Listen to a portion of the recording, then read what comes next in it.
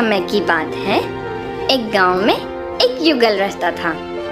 वे चाहते थे कि उनकी एक संतान हो।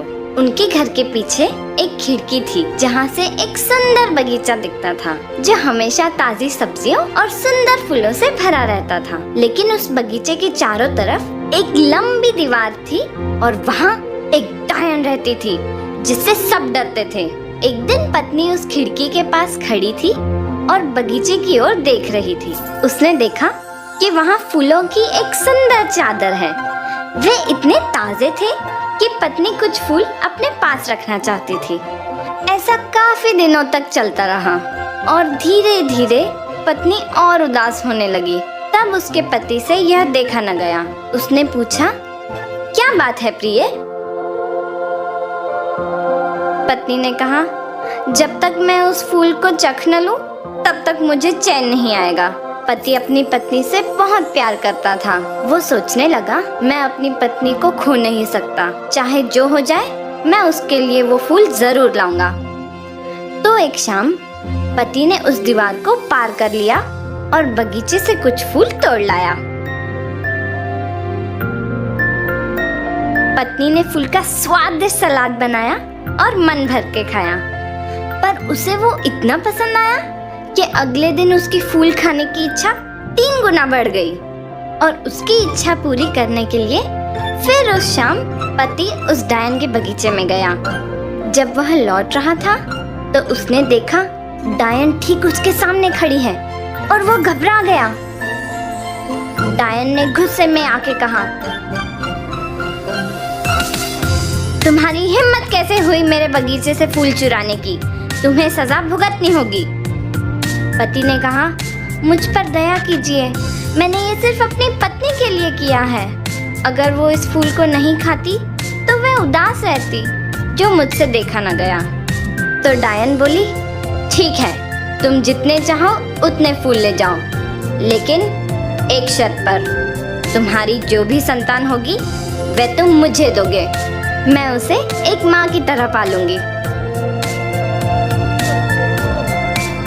पति ने घबराकर डायन की शर्त मान ली और जब उनकी संतान हुई तो डायन ने फूल की तरह उस बच्ची का नाम रैपुंज़ेल रखा और उस बच्ची को अपने साथ लेकर चली गई।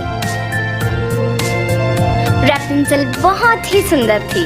जब वो 12 साल की हुई तो उस डायन ने रैपुंज़ेल को एक लंबे मीनार में कैद कर लिया। उस मीनार में न कोई सीढ़ी थी न कोई दरवाजा, बस एक खिड़की थी। जब भी डायन को उस मीनार पर जाना पड़ता तो वो नीचे से चिल्लाती, रैपुंज़ेल, रैपुंज़ेल, अपने बालों को नीचे करो। जब रैपुंज़ेल ये सुनती तो वो उसके लंबे सुनहरे बाल मीनार की खिड़की से नीचे फेंकती और डायन उसके बालों से ऊपर आ जाती। कई साल बीत गए। एक बार एक राजकुमार उस मीनार के पास पहुंचा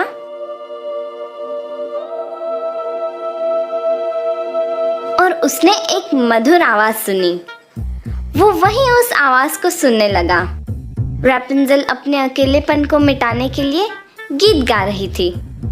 राजकुमार को उससे मिलने की इच्छा जागृत हुई और वो उस आवाज तक पहुंचने के लिए दरवाजा खोजने लगा, लेकिन उसे कुछ नहीं मिला। वो मायूस होकर वापस लौट गया, लेकिन रैपुंज़ेल की आवाज उसके दिल को छू गई थी। तो वो राजकुमार रोज उस मीनार के पास जाकर रैपुंज़ेल की मधुर आवाज सुनने लगा। एक दिन वो चुपके से रैपुंज़ेल की आवाज सुन रहा था तो उसने डायन को मीनार में जाते हुए देखा।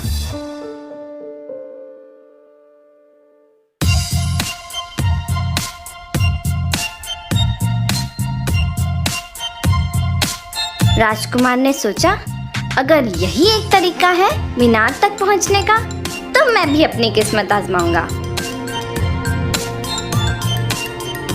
अगले दिन जैसे ही शाम हुई, राजकुमार उस मीनार के नीचे से चिल्लाने लगा, रैपुंज़ेल, रैपुंज़ेल, अपने बाल नीचे करो। और रैपुंज़ेल ने अपने बाल नीचे किए और राजकुमार मीनार तक पहुंच गया। रैपुंज़ेल उसे देखकर घबरा गई, क्योंकि आज तक उसने किसी आदमी को नहीं देखा था। लेकिन राजकुमार ने उससे बड़े प्यार से बात की और कहा कि रैपुंज़ेल की मधुर आवाज ने उसके दिल को छू लिया था। रैपुंज़ेल ने सोचा, ये राजकुमार कितना जवान और सुंदर है, और रैपुंज़ेल ने उससे शादी करने का निर्णय लिया। उसने कहा, मैं तुम्हारे साथ चलूंगी, पर हम इस मीनार से निकलेंगे कैसे?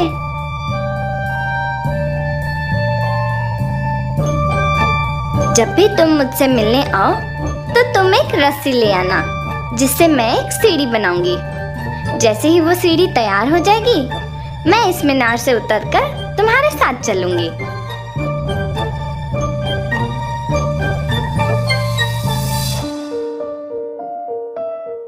डायन को इस बारे में कुछ पता नहीं था।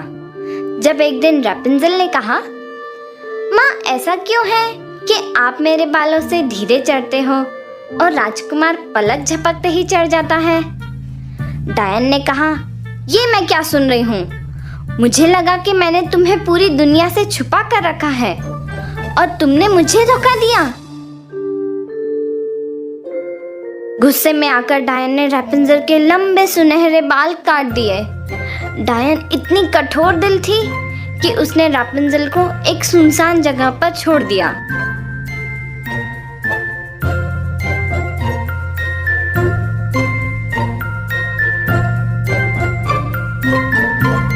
उसी शाम जब राजकुमार ने मीनार के नीचे से आवाज लगाई, रैपुंज़ेल, रैपुंज़ेल, अपने बाल नीचे करो, तो उस डायन ने रैपुंज़ेल के कटे हुए बाल नीचे किए और राजकुमार मीनार पर चढ़ गया। लेकिन रैपुंज़ेल की जगह उसने देखा कि वहाँ डायन है। हा! डायन ने कहा, तुम्हारी प्रिय रैपुंज़ेल यहाँ नहीं है, तुम उससे कभी नहीं मिल पाओगे। राजकुमार ने दुख में मीनार से छलांग लगाई, लेकिन मीनार के नीचे जो कांटे थे वो उसकी आंख में चले गए। बेचारा अंधा राजकुमार मायूस होकर जंगल में रहने लगा।